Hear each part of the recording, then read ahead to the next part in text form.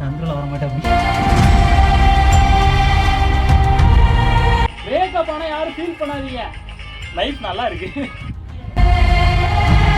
3825 அடி வந்து உயரத்தில் இருக்கும் அப்படின்னு சொன்னவங்களாம் நம்ப முடியுதா? இவ்வளோ ஹைட்ல இருந்து நம்ம பேசிக்கிட்டு இருக்கோம். கோயில் இருக்கு, அந்த சிவனை நம்ம பார்க்கறதுக்காக வந்திருக்கோம்.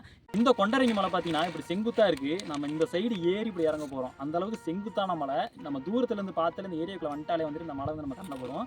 அவ்வளோ ஹைட்டான மலையில ஏற முடியுமா அப்படின்னு டவுட் இருக்கும். பட் வந்து நம்மளால ஏற முடியும்.